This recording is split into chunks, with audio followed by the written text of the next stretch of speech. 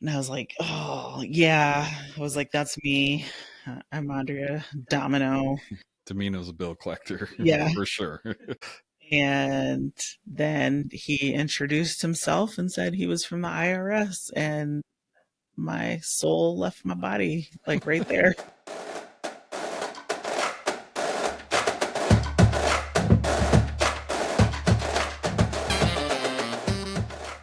So today's episode, we're going to talk about the experience of life where things just don't seem to go right, even though you planned it, you prepared for it, and even prayed for it. And so that's what we're going to talk about today.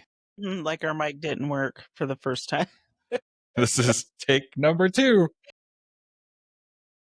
One of the microphones were not on. So, but no, we talked about a lot of things in that take that no one's going to hear. But we're gonna kind of rewind and retell the story that you guys didn't get to hear. But where would you like to start? A quick run through of us going from being married to you were in Florida, I was in Michigan.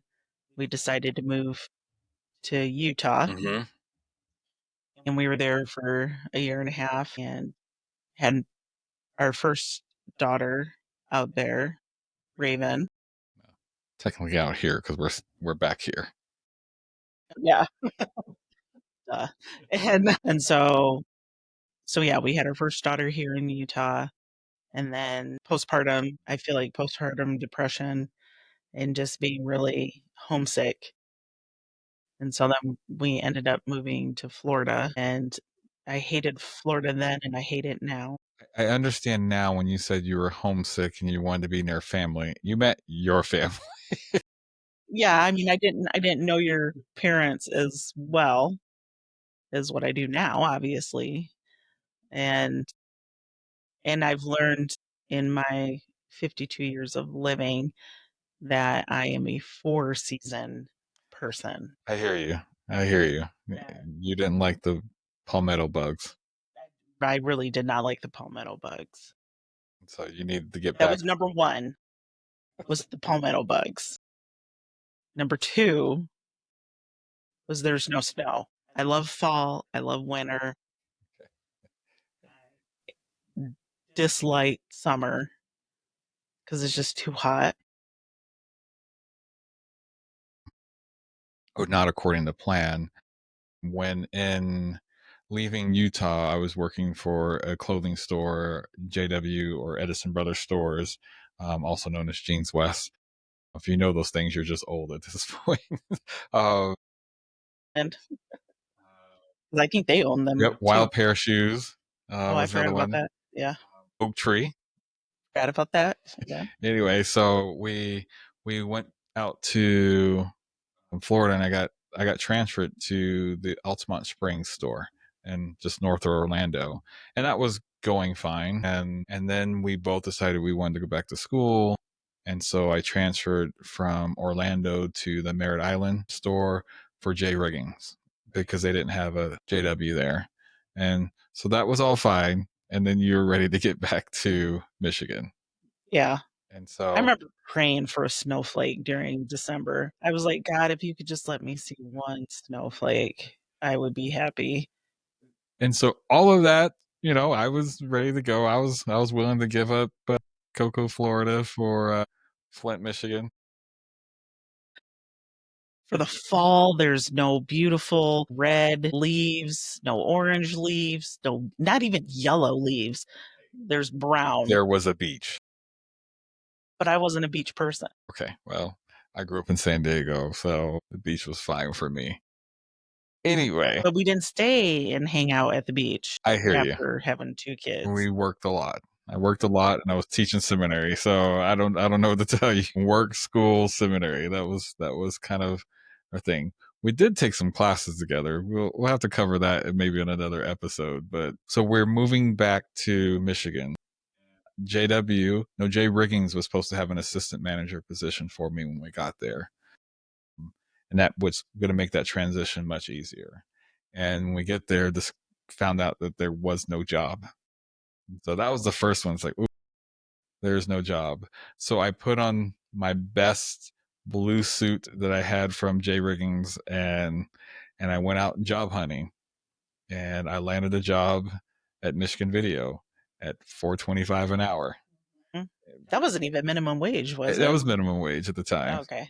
It may have been 4.50, but I think it was 4.25 an hour. I think I remember seeing a pay stub for that said, like, the Yeah. 425 Yeah. on it.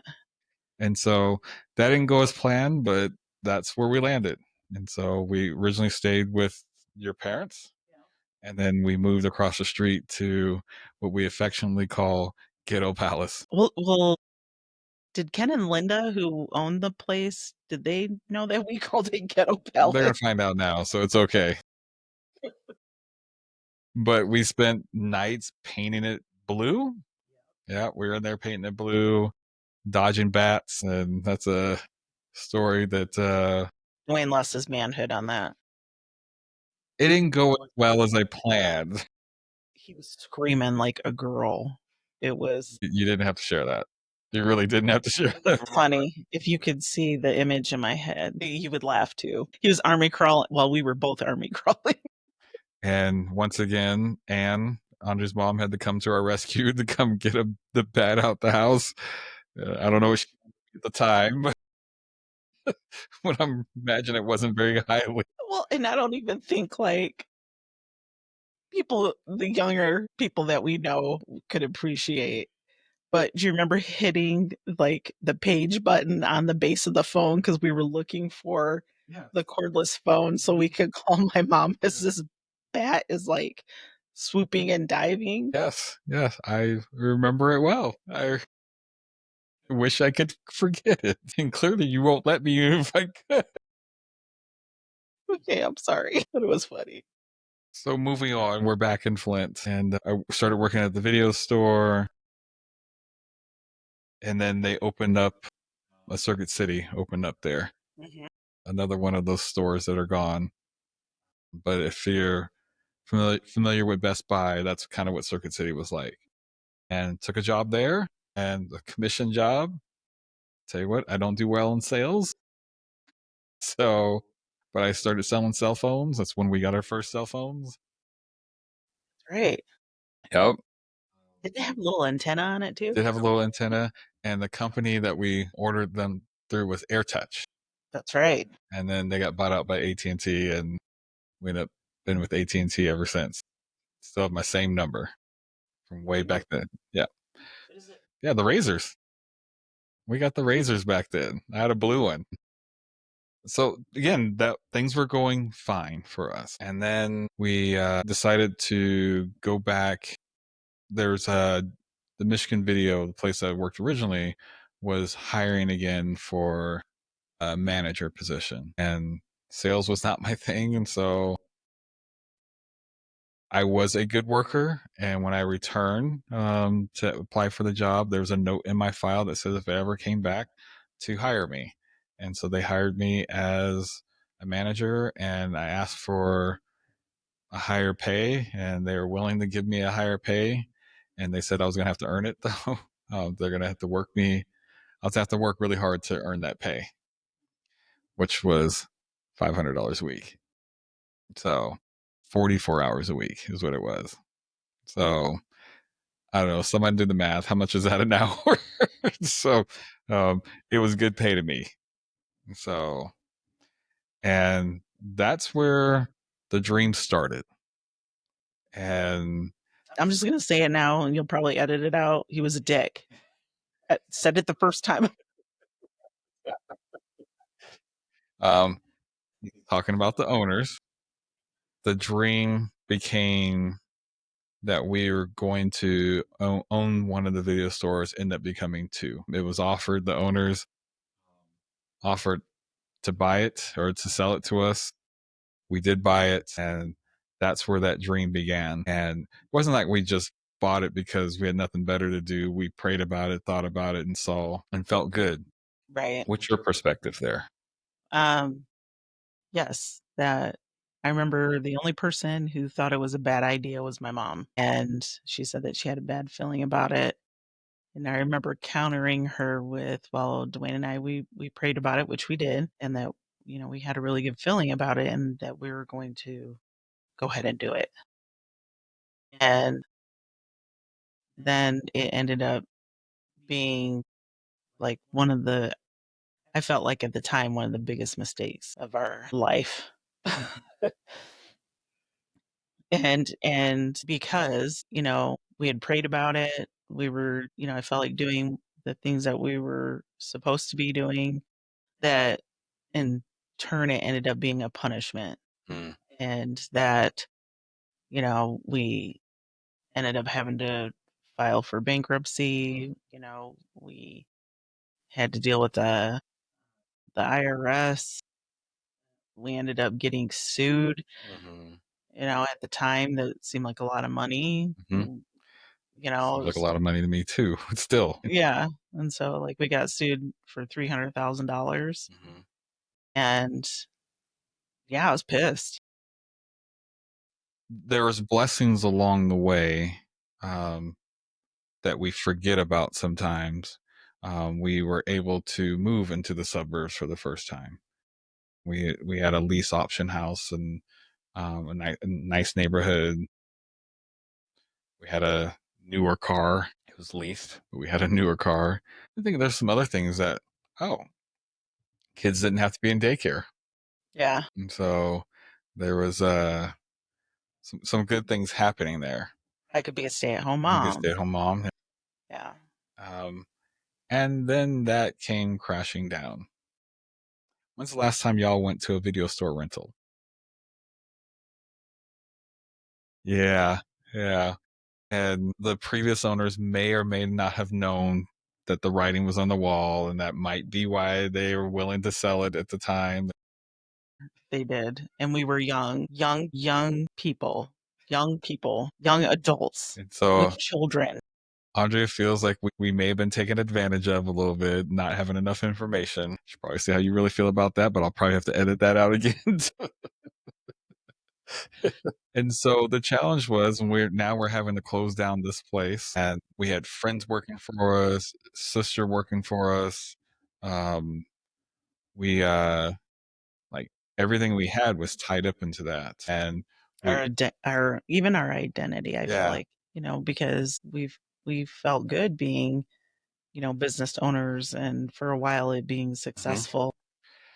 And we made decisions that we thought were, again, prayed about, like the video store, because um, it was open on Sundays when we bought it, and we started closing on Sundays so that we can, keep the Sabbath day holy. And it had an adult video section that we got rid of when we bought it. All those different things because we wanted to honor who we were as people, and and those are some of the things that led to the demise. Yeah, And we're like, we're doing the right things, and because we lost a lot of business with that porn section.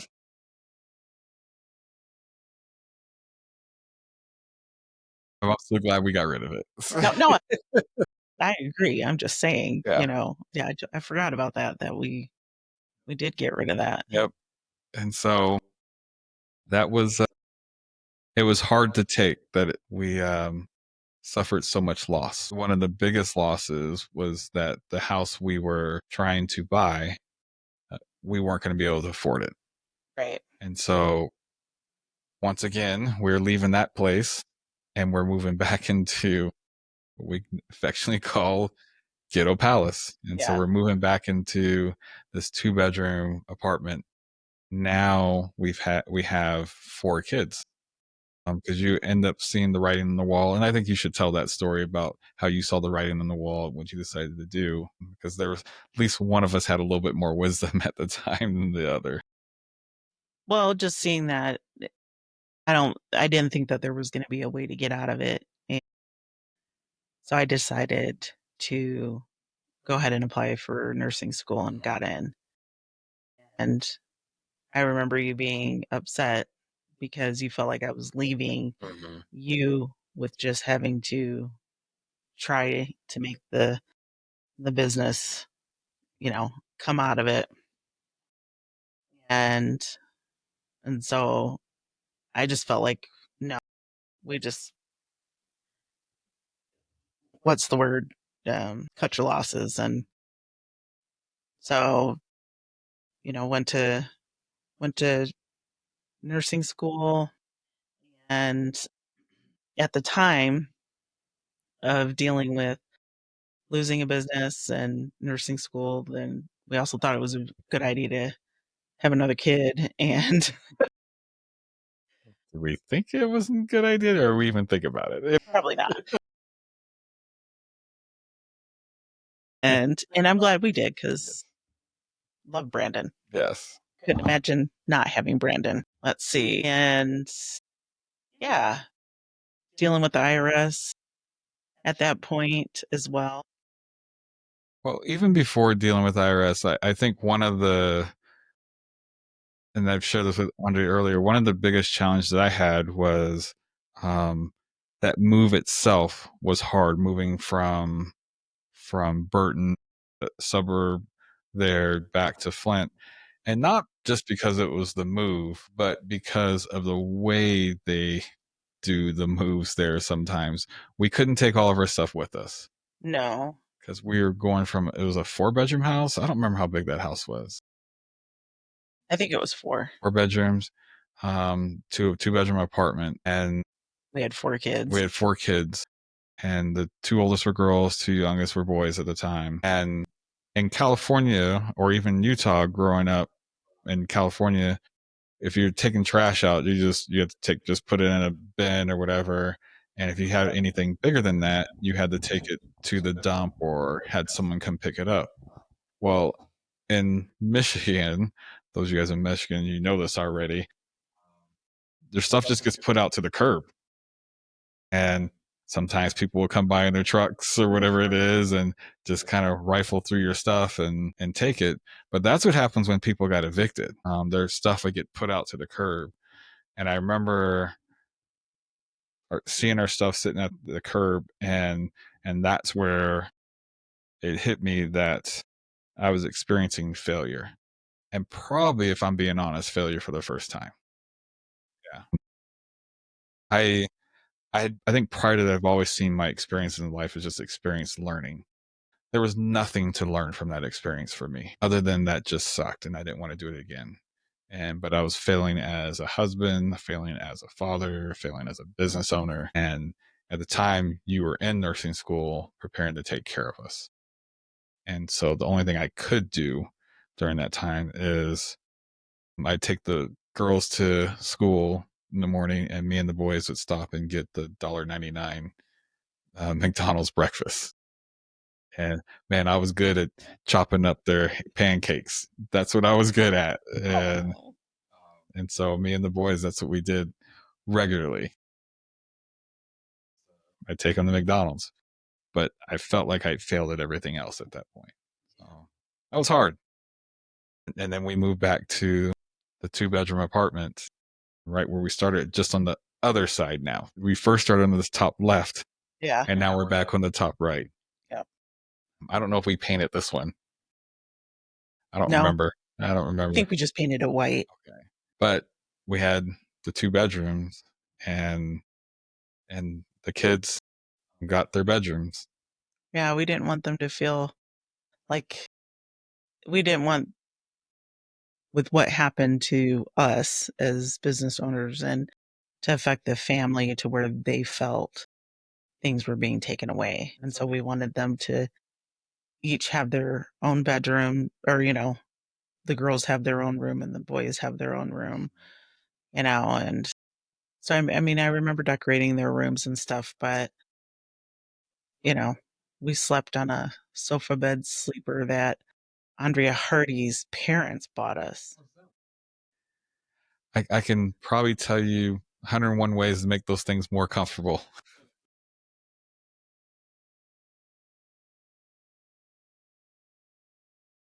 Yeah, I'm sure they make them better now than they did then. Yeah. But for a while you finished up nursing school, we slept in that living room, and it was during that time you had the wonderful experience of the IRS coming. Yes. Yeah, I was coming home from clinicals. My mom was a nurse. She's retired now, and she, we rode together for clinicals out at Genesis, which I still love that hospital. And we were coming back from clinicals, and since my parents lived across the street from Ghetto Palace, we should stop calling it Ghetto Palace. But when you see it, I'm telling you, it was yellow, fluorescent yellow, it felt like. Yeah. A fluorescent yellow house with brown trim. I'm not sure if I have pictures of it being yellow. I'm gonna add pictures into the clip here, but I think we have it after they painted it white. So we'll Yeah, see. I think so too. So, anyways, me and my mom are coming back from Genesis, and I happened to notice this car going down the street and just kind of looking at each house number, you know, and in my gut, I just felt like it was for us, that they were looking for us because we owed so much money from, this business venture. And anyhow, I get out of the car and I can't remember if it was two people that approached me, but I do remember the one guy that walked up to me and asked if, you know, we knew where Duane or um, Andrea Domino lived. And I was like, "Oh, yeah." I was like, "That's me. I'm Andrea Domino." Domino's a bill collector Yeah. for sure. And then he introduced himself and said he was from the IRS, and my soul left my body, like, right there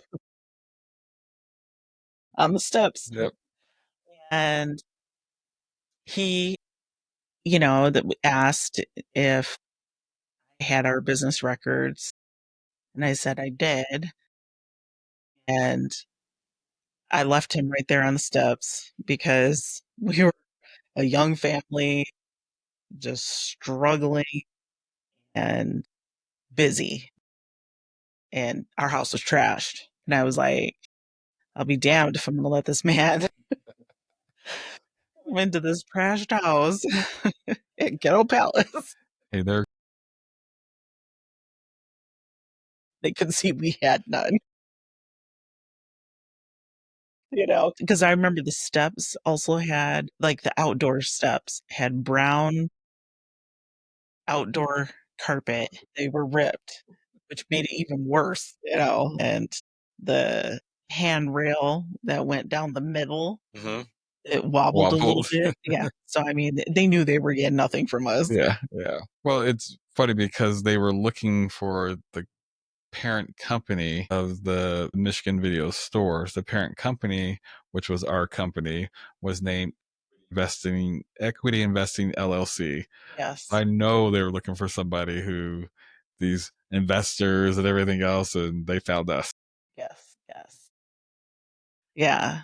And then so not only with the dealing with the IRS, but then also the bankruptcy, you know, that was, at first it was devastating, but in the end it was a relief It was a relief. because, come to find out, file bankruptcy, doesn't matter.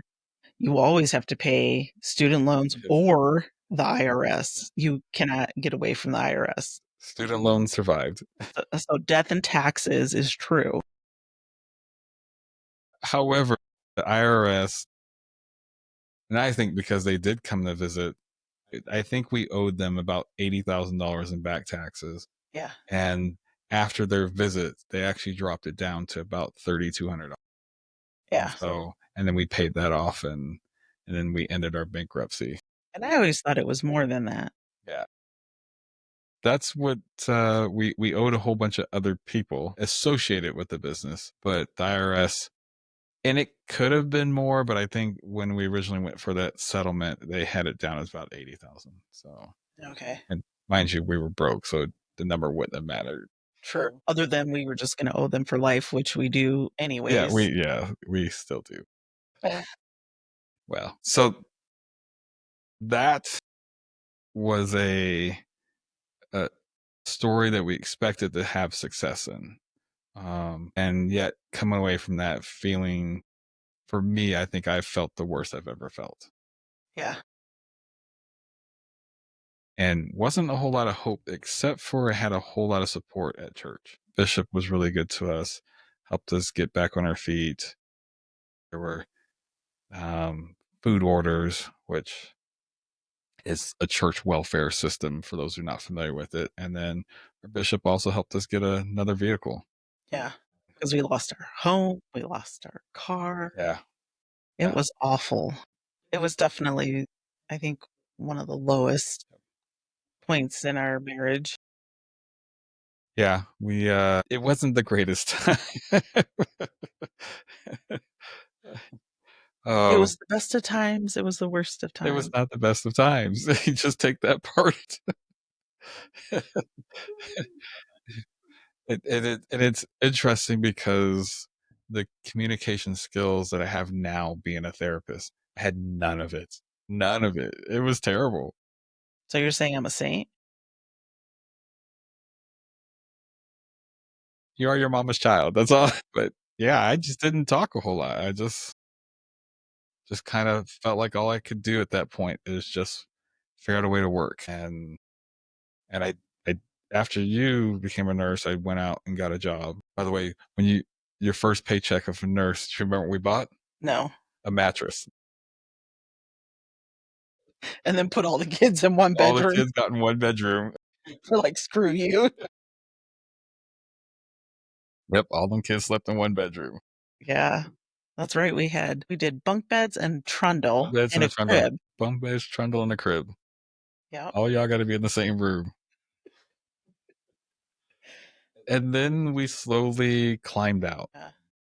We I took a job, one of the best jobs that I found. Well, I'd worked for the airline for a little bit there, which was a good job. We did do some vacations. The kids didn't know that we were as broke as we were because we had connections with flights and connections at Disney. Yes. So That's all that mattered. they got to do both. And a beach. Yep. That's the only thing that Florida's good for is Disney and the beach. Well, That's it. okay. I'm sure I can find more good things about Florida. No. Not one. Especially now. My parents have since moved out here to Utah with us, so we don't have a whole lot of reasons for going. We do have family out there. Yeah. I'm surprised you didn't say no comment. No. To no comment about family being out there. That's a reason to go. I wouldn't say no comment to family. What would you say no comment to? For Florida? Yeah.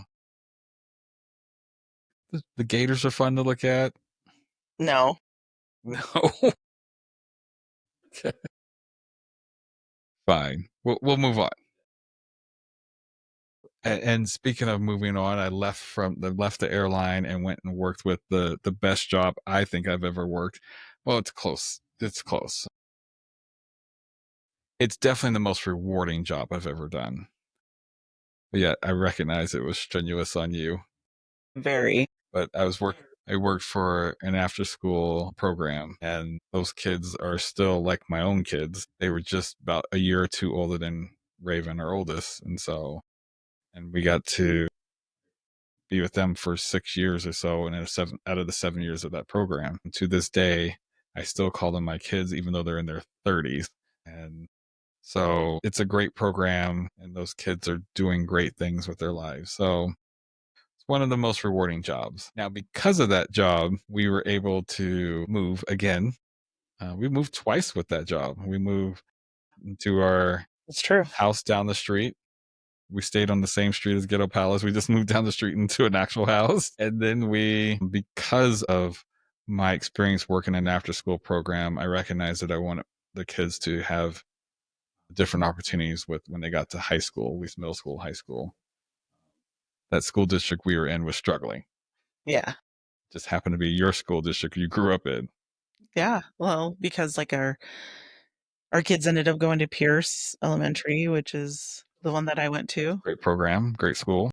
to Pierce. Loved it for me, especially loved it for our kids. And I thought it was wonderful that they ended up having some of the same teachers that I had, and so yeah, a lot of special memories with Pierce, and and I remember you saying that you wanted them to have, yeah, like you said, a different opportunity, and so we moved to Grand Blanc, Mm-hmm.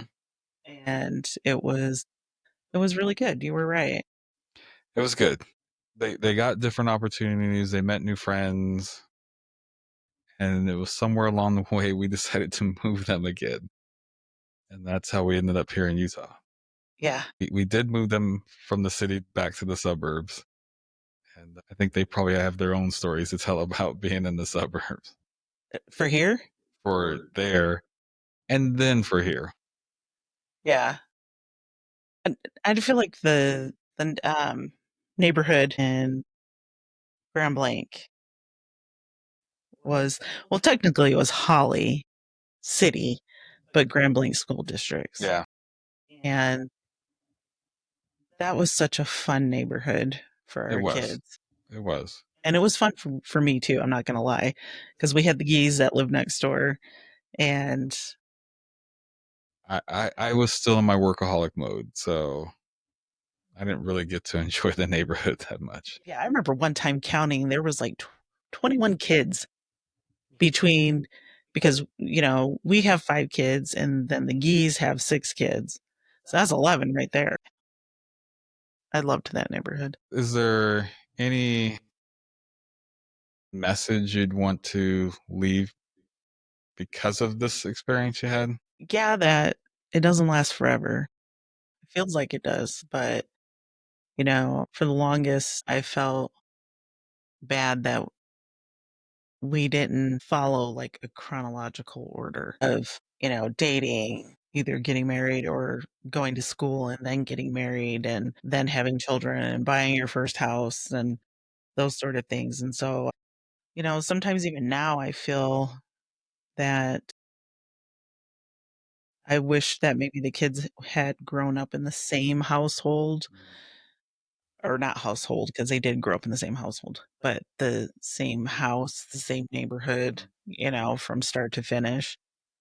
And so sometimes I feel bad about that, but looking back at it from this point of view, the experiences that we got from losing a business and bankruptcy and blah, blah, blah, at least for me, made me who I am. Because I remember before Michigan Video, I felt like I was a little bit more timid. Um, Maybe if you yelled at me, I wouldn't have. When have I ever yelled?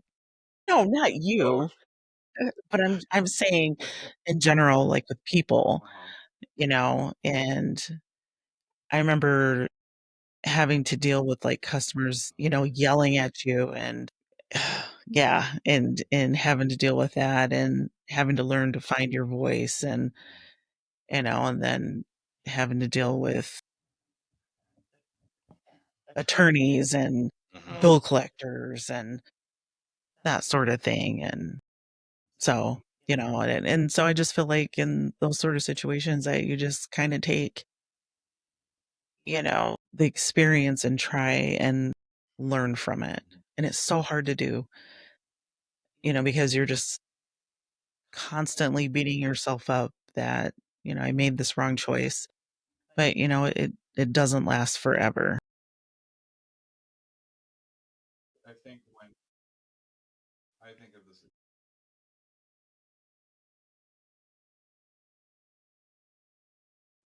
oftentimes when I'm talking to men, um, or when it's with the couples, I can see the desperation in men who just want to win.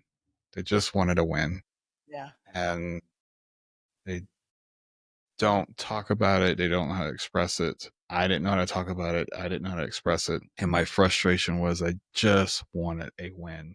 And everything I did was not working towards that win.